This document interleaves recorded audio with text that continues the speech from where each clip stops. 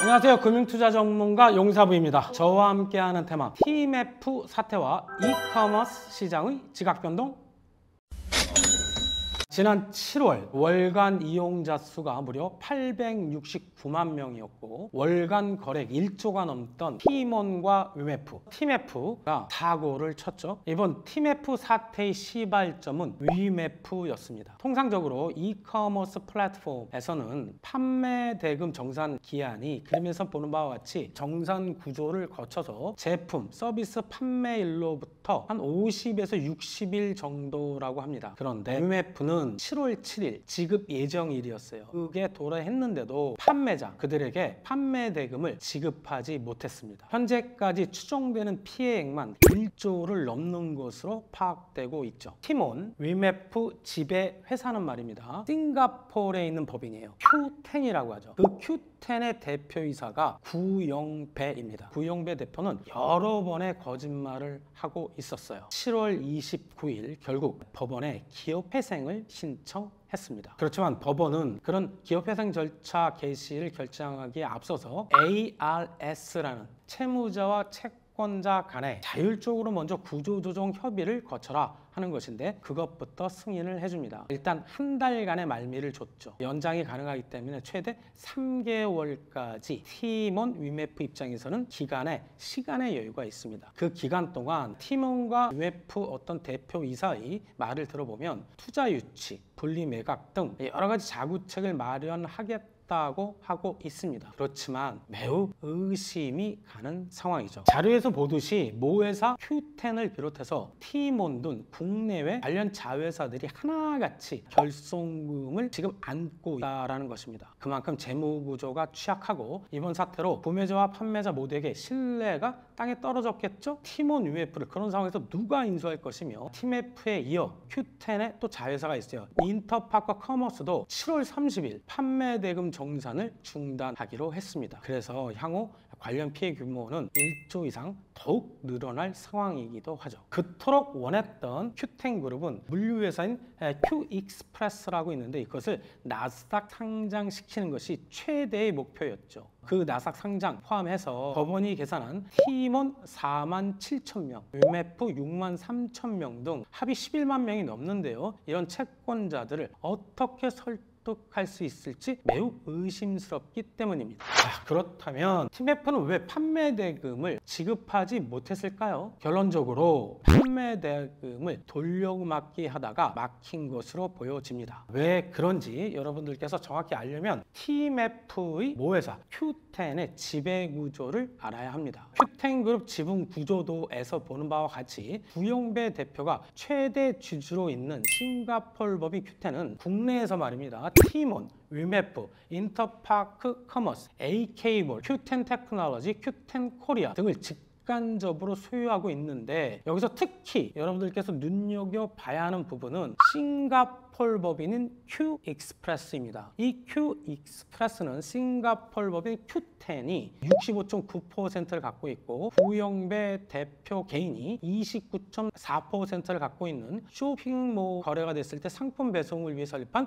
물류회사죠. 이 회사를 나스닥에 상장시켜 성공을 거두려 한 것인데 구영배 대표가 티몬, 위메프, 인터커머스 등을 최근 마구잡이로 인수하는 과정에서 해당 기업의 지분을 판 사모펀드와 기업들이 현금 대신 Q10 혹은 Q익스프레스의 지분을 받았다라는 것이죠. 자, 구영배 대표는 사모펀드 운용사 등 투자사들을 초청하면서 현금 혹은 인수금융을 활용하기보다는 상호 지분을 바꿔주는 주주 구성의 변화를 꾀했는데 어떻게 했느냐? 먼저 티몬 지분을 Q10에 매각한 것은 이 티몬은 3개의 그룹이 갖고 있었는데 사모펀드인 KKR, 앵커 프라이빗 에쿼티 그리고 외국계 재무적 투자자들로 구성된 PSA 컨소시엄이었어요. 이들이 말입니다. 후반부에 투자한 3,050억이 있어요. 티몬에 투자했겠죠? 이런 티몬 지분에 대해서 Q익스프레스 등 지분으로 교환을 했다라는 것이죠. 현금을 받는 대신에. 그리고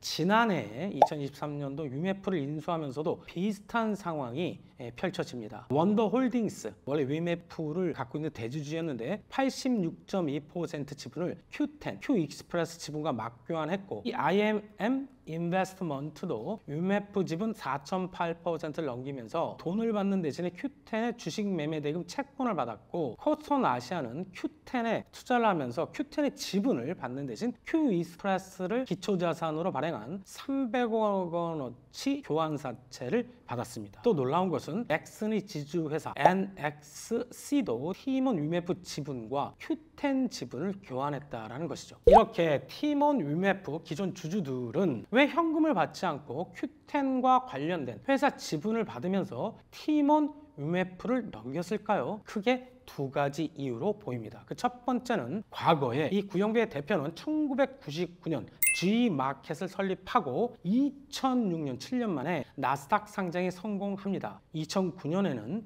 그 G마켓을 이베이에 매각하는 등 벤처기업 성공 신화로 이름을 떨쳤죠. 두 번째 이유는 Q익스프레스에 대한 기대감인데, 원래 Q익스프레스는 올해 안에 기업가치 10억 달러, 약 1조 3,700억을 목표로 나스닥에 상장할 계획이었습니다. 부대표의 과거 G마켓 성공 신화 히스토리가 Q익스프레스의 나스닥 상장 가능성을 높게 보이게 했겠죠. 그런 것이 Q익스프레스가 나중에 나스닥 상장된 이후에 현금화, 엑스트하면 되겠다라고 생각한 걸로 보여집니다. 하지만 지금으로서는 한낮 휴지조각, 한여름밤의 꿈이 되지 않을까라고 보여지죠.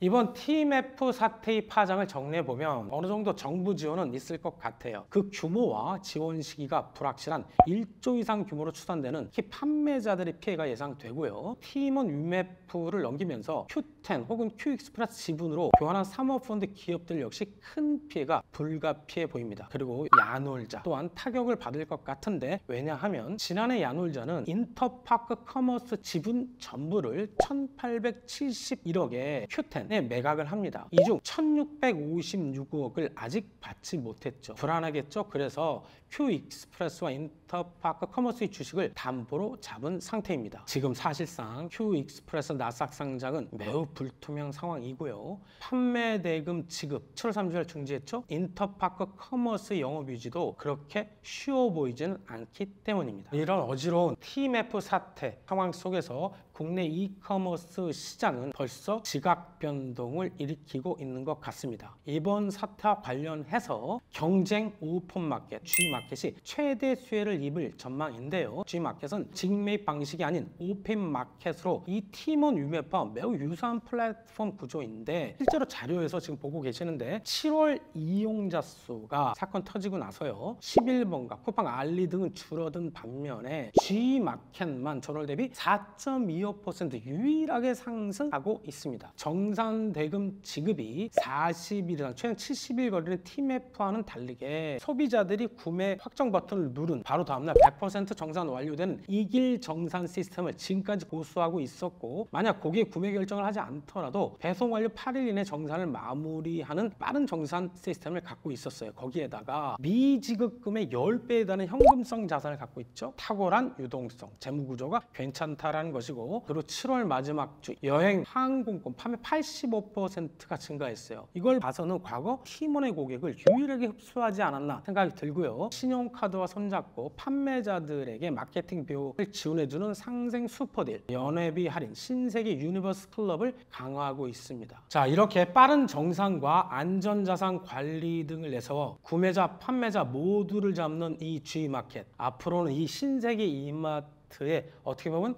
황금알을 낳는 거위로 변경되는지 한번 지켜봅시다. 자, G마켓 이외에도 말입니다. 국내 이커머스 시장은 이미 재편의 기미가 보이고 있는데, 예를 들어서 3분기 연속 영업 이익 흑자 진행 중이고, 미국 증시 폭락 과정에서도 주가가 굳건히 버티고 있는 쿠팡, 그 쿠팡과 관련된 주 중에서 대표적으로 KCTC라고 있는데, 이 기업의 주가가 급상승하고 있습니다. KCTC는 쿠팡의 물류, 창고, 운송 업무를 협력하는 회사이기도 하죠. 그리고 네이버페이는 기존 구매 확정 다음날 정산하는 것보다도 무려 5일 정도 빠른 정산을 전면에 내세우고 있고, 특히 패션 분야 무신사는 단기 상환 현금 비중이 86%, 업계 최고다, 즉 안전하다, 현재까지 단 한 번도 판매 대금을 늦게 준 적이 없다 없다라고 강조하고 있고 2년 만에 매출이 2배 이상 성장하고 있고 이번 TMF 사태로 구매자들, 소비자들에게 먼저 선지급을 하고 있는 여행부자 최강자로 떠오르고 있는 야놀자 등이 반사이익을 얻고 있어서 이렇게 대형이면서